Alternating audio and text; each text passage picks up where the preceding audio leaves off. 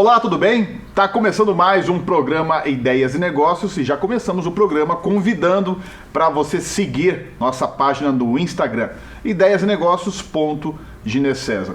Hoje, aqui no nosso programa, vamos debater um assunto que possivelmente vai trazer muita repercussão no segundo semestre, né, de agosto para frente, que é a reforma tributária, perdão, estava pensando aqui na reforma da Previdência, que está em trâmite, né? Então, acabando aí a votação, o trâmite no Congresso da reforma da Previdência, possivelmente a reforma tributária, que é dos impostos, deve entrar em pauta nas discussões, seja do Planalto, do Congresso e, claro, para quem está aqui na base, os empresários que estão de olho, como que vai ficar isso?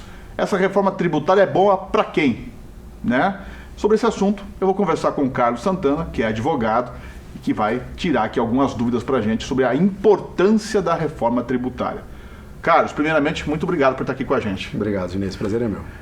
A reforma da Previdência, tanto o governo quanto o Congresso, parece que conseguiu aí criar um apelo do que é importante para votar, de que é preciso fazer essa reforma para ajustar contas, ajustar valores. Reforma tributária. Né? Se fala isso há muitos anos também, há muito tempo. O que a gente pode esperar? É urgente tanto quanto da Previdência? Sem dúvida, Ginês.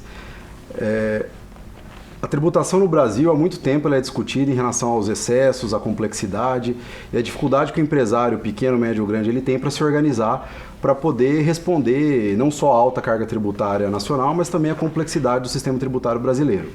E agora, com a aprovação da reforma da Previdência, a aprovação, né, pelo Congresso, o encaminhamento para votação em segundo turno, posterior encaminhamento para o Senado até sua definitiva aprovação, que vem se especulando que talvez em agosto isso já aconteça com o final do recesso, a reforma tributária ela vai entrar em voga e vai ser a grande discussão da base, né, de reorganização do Brasil.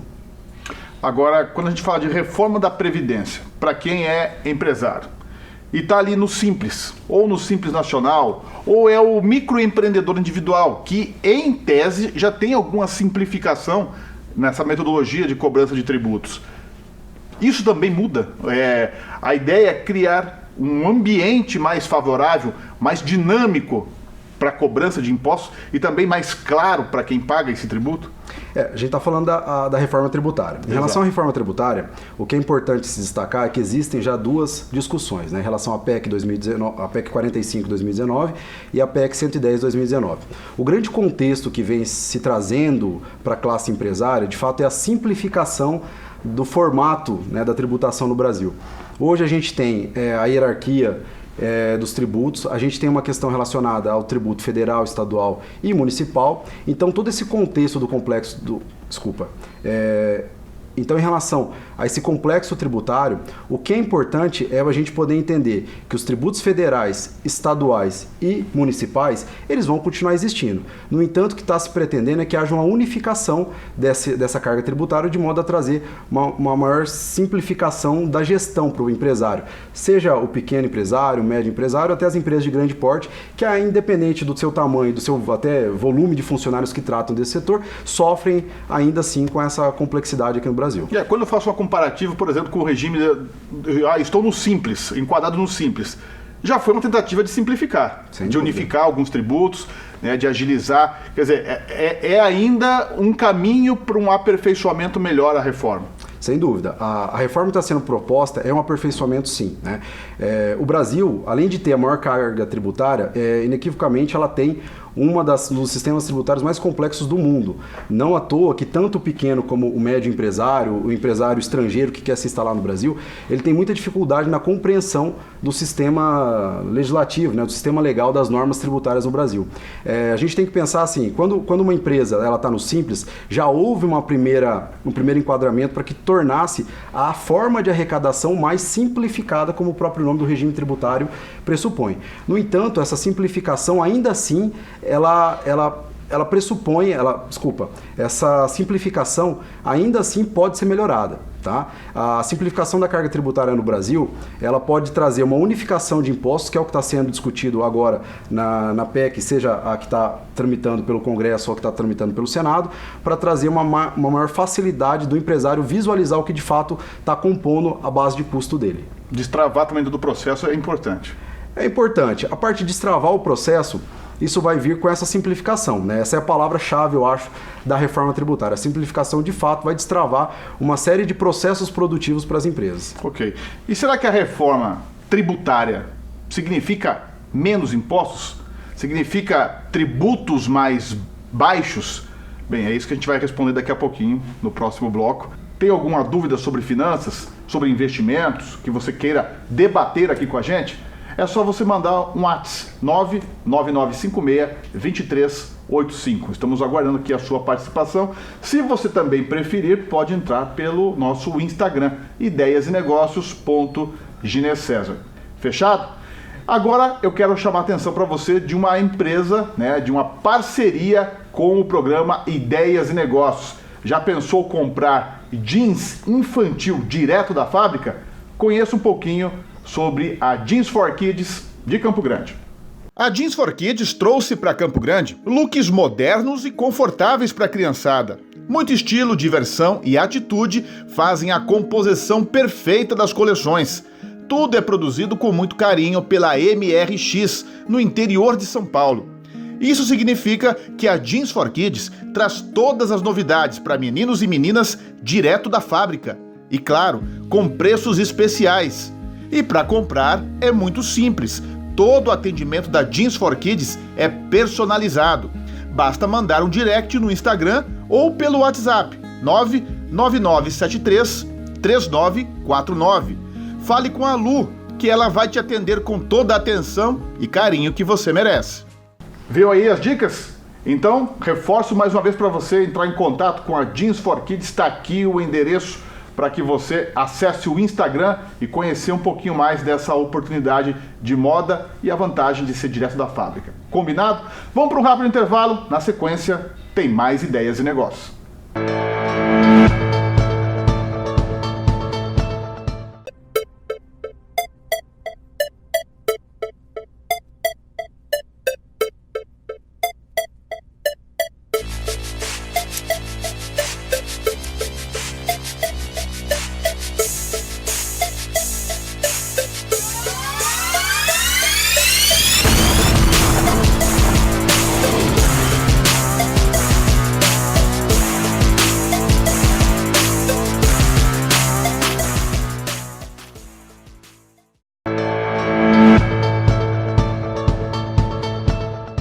O Ideias e Negócios está de volta, um espaço para agradecer aos parceiros do nosso programa, os profissionais da Supernova Coaching e Trainer, grandes parceiros que nos ajudam a colocar esse programa aqui no ar. Obrigado pela parceria. Falando em parceria, eles também ajudam a produzir o quadro Vitrine, que é o quadro onde o empresário e a empresa são destaques. Vamos ver.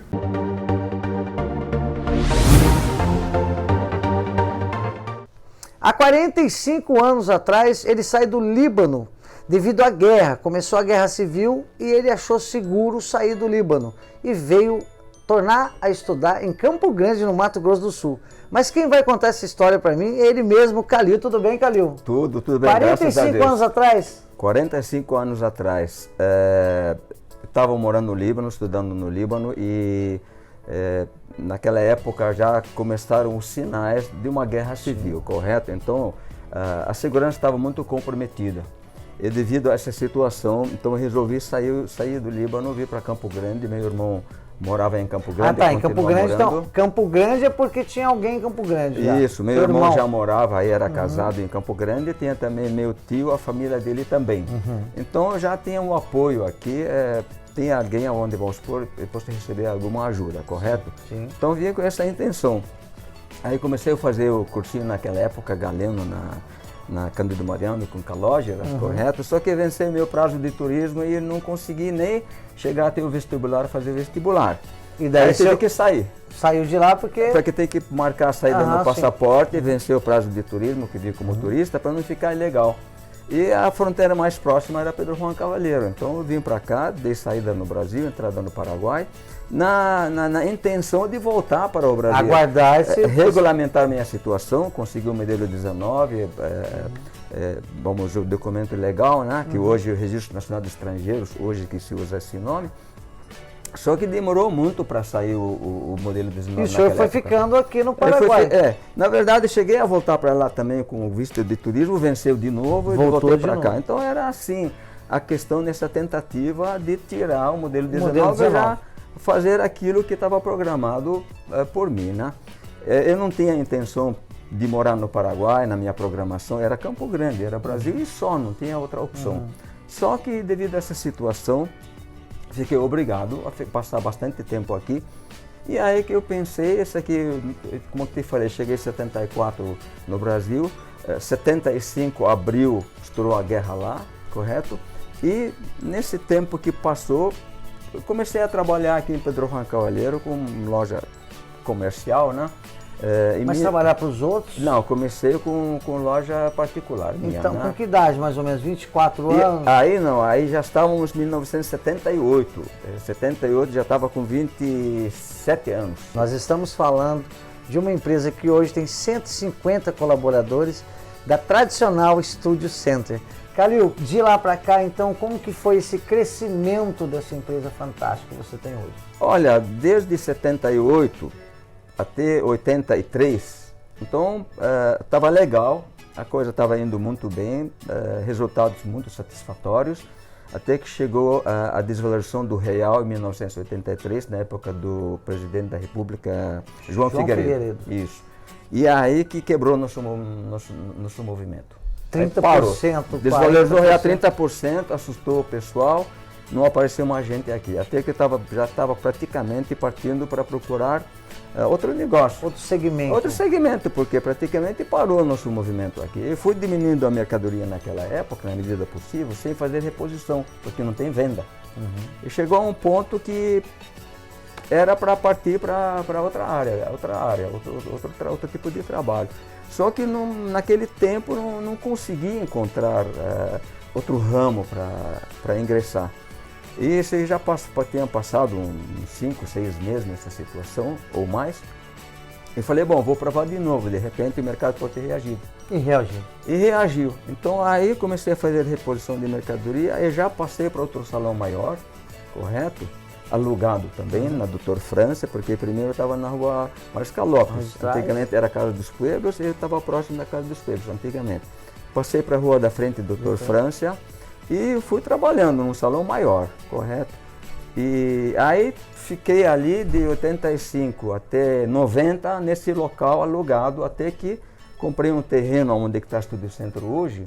Eu fiz o primeiro prédio com 3 pisos com 1.000 metros quadrados. 3 andares com 1.000 metros quadrados. 1.000 metros quadrados. Construído. E uma segunda fase agora o senhor passou para... Aí depois construímos outro prédio em anexo de 1.500 metros quadrados. Já ficamos com 2.500. 2.500. Os 2 prédios. E agora estamos passando para mais uma área de 1.500 metros. Já vamos passar para 5.000 metros quadrados aqui no centro. 5.000 metros quadrados. Quantos andares são hoje? Hoje já tem 4. O outro tem 8 e o outro atual, onde que vamos mudar agora, ele tem 5 pisos. E o que o teu cliente, o pessoal do Mato Grosso do Sul, pode esperar dessa nova estrutura? Novidades? Sim, certeza, lógico. Nós vamos ter um espaço maior, uma exposição melhor para o conforto do cliente, para expor melhor as mercadorias. Novidade de produtos também, novos produtos entram? Produtos novos, novas linhas, algo novo também, certeza que vai entrar nessa ampliação.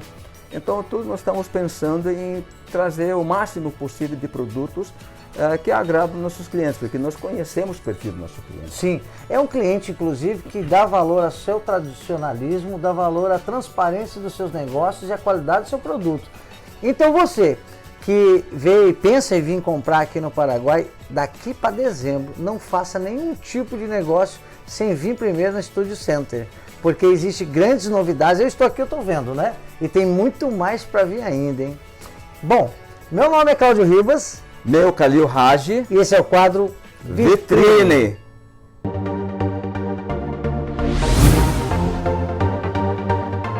E eu retomo a conversa aqui com o Carlos Santana, que é advogado. Estamos debatendo aqui hoje a reforma tributária. Lembrando que a reforma da Previdência está tramitando no Congresso e a expectativa é que a reforma tributária também seja destaque, né, dos debates nesse segundo semestre que está começando aí.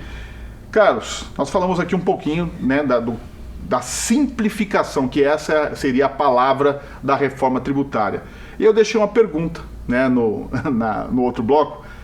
Quem está esperando, por exemplo, redução de tributos ou baixar os valores dos impostos, que seria a mesma coisa, é errado esperar isso? O governo essa reforma vai diminuir a carga tributária, que, como a gente disse, é uma das maiores e mais complexas do mundo. Sem dúvida. Ginês, do meu ponto de vista, eu entendo que esperar redução de impostos nesse momento não é factível, tá? Eu acho que o primeiro passo da simplificação, o Brasil hoje, a carga tributária brasileira representa aproximadamente 34% do PIB, ela é altíssima. Ela tem uma certa inversão com os países desenvolvidos, que a tributação aqui no Brasil ela está muito mais sobrecarregada na relação de bens e serviços do que na renda, né? Outros países entendem que a principal base tributária tem que estar na renda e não nos bens e serviços. Então teria que ter toda uma inversão dessa lógica. E se a gente pensar no Brasil, no ente federativo, como uma empresa, e que essa empresa tem o seu faturamento, né, como se for a arrecadação tributária, como se fosse a arrecadação tributária, é irreal, eu entendo, que a gente imaginar que vai ter uma redução de carga tributária com a manutenção das despesas dessa empresa, né, do Brasil. Então, enquanto não houver uma tratativa, um encaminhamento para redução de despesas, redução da máquina pública, aí sim a gente vai poder começar a entrar numa discussão de redução de carga tributária. Agora quando a gente fala de... voltando para a tese da simplificação, né? Quando eu coloco a simplificação como norte dessa reforma, né? Tanto dos projetos que você citou, dos dois projetos que estão tramitando, um no Senado e outro no Congresso, na Câmara, perdão.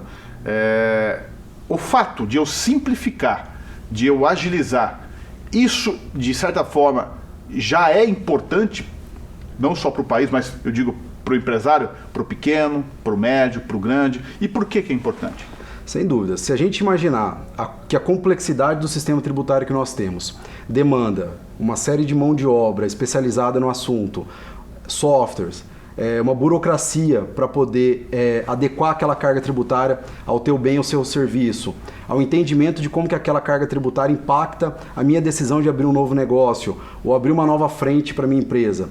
Tudo isso, sem dúvida nenhuma, vai trazer uma certa economia, sim, tá? Essa economia não vai estar diretamente aplicada às alíquotas dos tributos, aos valores em si, mas ela vai estar dentro de todo o contexto que a carga tributária, que a relação tributária de uma empresa exige hoje dela, né? Então, sem dúvida nenhuma, essa simplificação vai trazer uma economia de certa forma.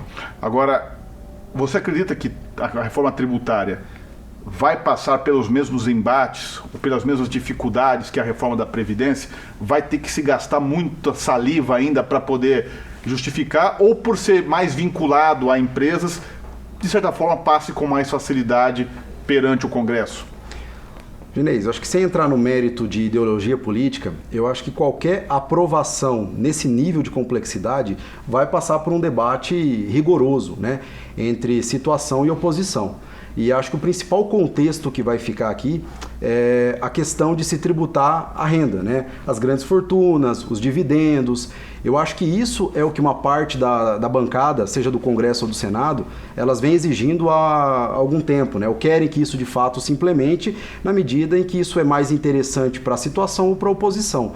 Então, sem dúvida nenhuma, além do que está sendo dito e veiculado hoje nessas duas PECs que estão em trâmite, a questão relacionada também aonde canalizar eventualmente a mudança da fonte de renda da tributação para poder se pensar numa efetiva redução, isso vai passar por uma discussão bastante rigorosa. E essa discussão passa pela instituição de imposto sobre grandes fortunas, que ele é previsto, mas não é regulamentado, e também a tributação sobre dividendos. Só que aí vem toda uma outra discussão. Se eu tributar dividendos, eu vou afastar o investidor internacional, eu vou afastar os grandes públicos de investimento que se tem aqui no Brasil, uma vez que o dividendo hoje ele não é tributado? Exatamente, são perguntas para serem feitas. Inclusive, vou deixar mais uma pergunta para você aqui, que é para o próximo bloco. Muita gente, às vezes, acaba pensando nessa complexidade de reforma tributária, não entende muito, e enquanto a reforma não passa, tem gente, por exemplo, tem empresas ou empresários que acabam pagando mais imposto do que deveriam, talvez por falta de conhecimento, por falta de informação. Que planejamento eu, pequeno empresário ou microempresário, tenho que ter para que eu seja mais eficiente, até para pagar menos impostos? Bem, sobre isso a gente vai falar também no próximo bloco com o Carlos. Até já. Vamos para um rápido intervalo, na sequência, mais ideias e negócios.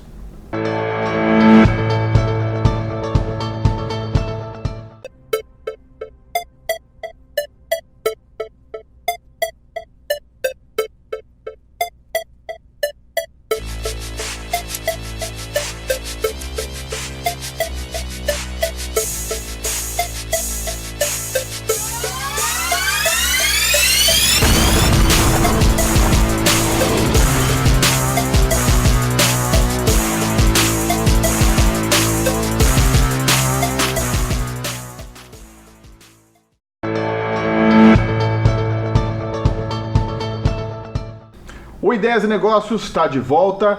E você já ouviu falar do conceito de economia compartilhada? É o grupo Empodera. Conheça um pouco mais. Economia compartilhada é o mesmo que acontece nas redes sociais, por exemplo. Quando você gosta de alguma coisa, você compartilha com as pessoas.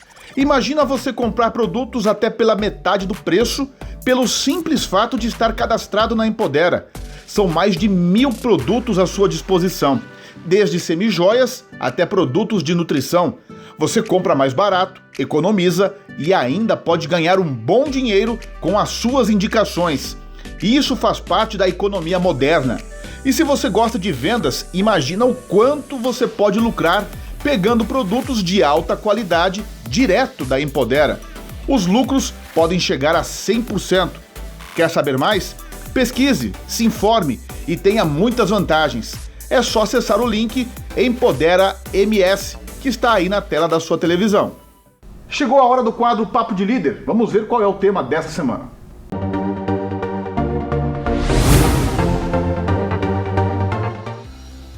Olá! Em programas anteriores eu venho falando de comunicação assertiva. Vou continuar falando de comunicação assertiva. Existe um ditado que fala: as palavras motivam, as ações arrastam. E isso é uma grande verdade.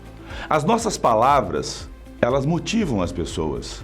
Quando nós motivamos alguém, quando nós incentivamos alguém a fazer determinada atividade, a ter determinado comportamento, isso motiva essa pessoa a fazer, a mudar, a agir. Mas as suas ações vão ser muito mais importantes do que as palavras que você vai usar. As ações arrastam, porque as ações movem pelo exemplo. E pelo exemplo, você é muito mais consistente naquilo que você fala. Então, quando você fala e motiva, e quando você age exatamente da forma como você falou, você está arrastando, você está trazendo as pessoas. Esses são os verdadeiros líderes. Os verdadeiros líderes são aqueles que falam e dão o exemplo. Falam e conduzem as pessoas pelo seu modelo, pela sua atitude. E é assim que nós vamos nos tornar líderes diferentes. Seja líder no seu trabalho, seja líder na sociedade, seja líder na sua família. Pense, você está falando e agindo também? Esse é o segredo. Ficamos por aqui e nos encontramos em mais um Papo de Líder no próximo programa. Até lá!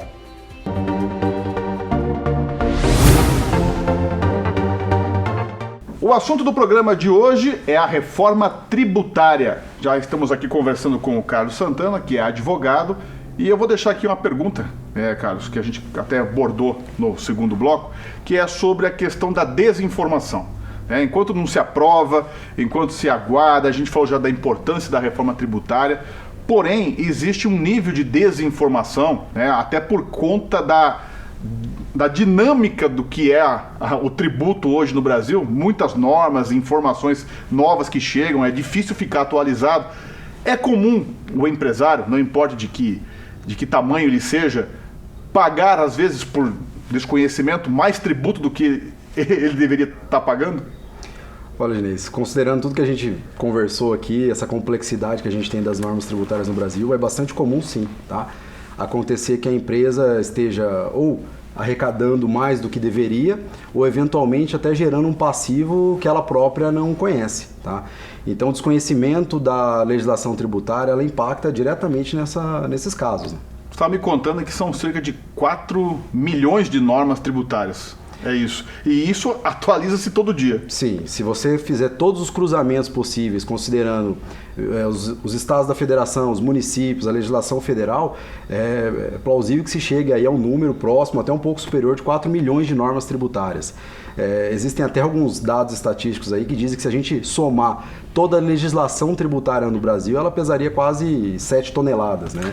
É surpreendente. Da complexidade. Exatamente. Então é normal que às vezes você não tenha a informação correta e a gente ouve falar, eu estava pagando 2 vezes e não sabia, ou 3 vezes, quer dizer, quando a gente fala de competitividade, reduzir custo e pagar mais imposto do que lhe é devido, qual que é a importância, Carlos, do ponto de vista de planejamento para uma empresa, né, de monitorar, de acompanhar, para que eu seja bem enxuto com aquela questão que é importante, que é tributo? Sim. Isso é indispensável, né, para o empresário conhecer a carga tributária dos seus produtos e serviços. Desde uma análise de um regime tributário para verificar se a empresa de fato está enquadrada no melhor regime, análise de um planejamento tributário com vistas à própria organização societária daquele grupo empresarial ou daquela empresa especificamente. Todas essas composições são interessantes que sejam observadas para que o empresário possa ter subsídio para tomar a melhor decisão. No Brasil se edita quase 4 normas tributárias por dia, então é bastante difícil que os prestadores de serviço dessa área se mantenham atualizados nesse volume de informação que é gerada. Então hoje a gente tem uma série de softwares com inteligência artificial, uma série de serviços de auditoria, de trabalhos relacionados à revisão tributária de empresas, para que se possa adequar aquela empresa, aquele negócio à melhor carga tributária. Entre os clientes que o teu escritório atende, por exemplo, só para a gente conhecer um pouquinho mais do teu escritório e do teu trabalho, que vocês atendem, vocês conseguem identificar vários pontos de melhoria? Isso aqui tem que ser enquadrado dessa maneira, aqui está se pagando demais, dá para reduzir. É fácil identificar, fácil não, mas é possível identificar esses erros de composição? Sim, é possível, é bastante possível e é bastante desejável que os empresários estejam cada vez mais atentos a isso. Olha só, se a gente partir de uma análise de regime tributário, a gente pode sugerir que uma empresa altere do simples para o presumido, para o real, ou enfim, crie toda uma estrutura lícita dentro desse cenário. Além disso, a própria tributação do item, do produto da empresa também repercute de uma forma bastante representativa dentro da composição tributária. Ou seja, se aquele item que é comercializado por determinada empresa, ele não está classificado da melhor forma, aquilo vai ter uma repercussão econômica para o empresário, de modo que ele possa se adequar, recuperar eventual crédito tributário, ou até mesmo quando ele está deixando de pagar sem saber exatamente da norma que deveria se aplicar sobre aquele produto, ele está gerando um passivo. Então o que o empresário tem que olhar é pelos dois viés, né? Ele tem que olhar tanto na questão da recuperação do crédito possível, como também no passivo que ele possa estar gerando sem conhecer exatamente essa situação. Você falou de um tema interessante aqui, você falou de recuperação tributária. Vamos imaginar que durante 1 ano, 2 anos ou 3 anos eu paguei mais do que eu deveria. Eu consigo recuperar esse valor que eu paguei? É possível. É possível. É possível. Demanda uma análise mais profunda e mais precisa em relação aos documentos e como que a empresa vem registrando, né, essa relação. A partir dessa análise se pode pleitear administrativamente ou judicialmente o eventual crédito pago maior. Hoje, a maioria das empresas acaba naturalmente buscando o serviço de contadores, né, de pessoas da área da contabilidade. Porém, vocês atuam na área de direito, na área de jurídica. Sim. E esse serviço de planejamento, de assessoria que vocês também prestam, está sendo mais acessado, mais buscado gradativamente? Sim, com certeza. Isso é um tema que o empresário está cada vez mais atento e tem nos procurado cada vez mais, não só nós, mas empresas de contabilidade, de auditoria, porque, na verdade, nós enxergamos que esse trabalho ele é um trabalho multidisciplinar, né? Ele depende de uma análise de fato em relação àquela empresa especificamente, para que se possa analisar todo o seu viés e poder sugerir uma melhor adequação tributária. E é um trabalho feito junto com advogados, com contadores, com economistas e, eventualmente, até quando se sugere uma recomposição societária para dividir, eventualmente, algumas atividades daquele grupo econômico. E possivelmente você deve ter alguma dúvida, você que é empresário, quer buscar alguma informação mais detalhada, então o Carlos está colocando aqui o e-mail dele para responder essas perguntas que porventura surgirem aí. Então anote aí, está aqui no rodapé para você copiar, carlos.santana@csh.adv.br. Tá dado o recado, Carlos.